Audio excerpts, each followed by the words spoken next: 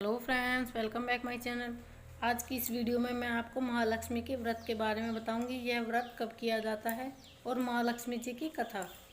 यह व्रत राधा अष्टमी भाद्रपद शुक्ल अष्टमी से प्रारंभ होकर अश्विनी माह की कृष्ण पक्ष की अष्टमी तक चलता है। इस दिन महालक्ष्मी जी का पूजन किया जाता है।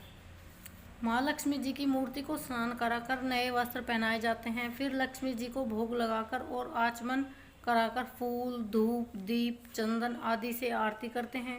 प्रसाद को आरती के बाद वितरित करते हैं। रात्रि को चंद्रमा के निकलने पर उसे अर्घ्य देकर स्वयं भोजन करते हैं। इस व्रत के करने से धन धान्य की वृद्धि होती है और सुख संपत्ति आती है। महालक्ष्मी जी की व्रत कथा। प्राचीन काल में एक गरीब ब्राह्मण एक गांव में रहता था। यह नियम पूर्वक जंगल में विष्णु के मंदिर में जाकर पूजा किया करता था। उसकी पूजा को देखकर भगवान ने प्रसन्न होकर उसे साक्षात दर्शन दिए। भगवान ने उसे लक्ष्मी प्राप्त करने का उपाय बताया कि मंदिर के सामने एक स्त्री उपले थापने आती है। सुबह आकर तुम उसे पकड़कर अपने घर चलने का आग्रह करना और तब तक न छोड़ना जब तक वह तुम्हारे साथ चलकर रहने को तैयार न हो जाए।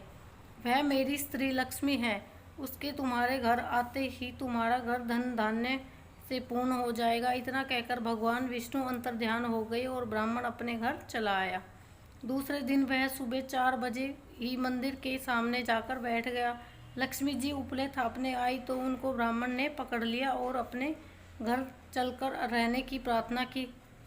लक्ष्मी जी समझ गई कि यह सब विष्णु जी की करतूत है। तब लक्ष्मी जी बोली, तुम अपनी पत्नी सहित मेरा 16 दिन तक व्रत करो। फिर 16वें दिन रात्रि को चंद्रमा की पूजा करो और उत्तर दिशा में तुम्हें मुझे पुकारना, तब तुम्हारा मनोरथ पूरा होगा। ब्राह्मण ने ऐसा ही किया। तब रात्रि को चंद्रमा की पूजा करके उत्तर दिशा में आवाज लगाई तो लक्ष्मी जी ने अपना वचन पूरा किया। इस प्रकार यह व्रत लक्ष्मी जी के नाम से प्रसिद्ध है। हे लक्ष्मी जी, जैसे तुम ब्राह्मण के घर आई वैसे सबके घर आना। कहते सुनते कहानी के उकारे बढ़ते। लक्ष्मी जी की जय हो।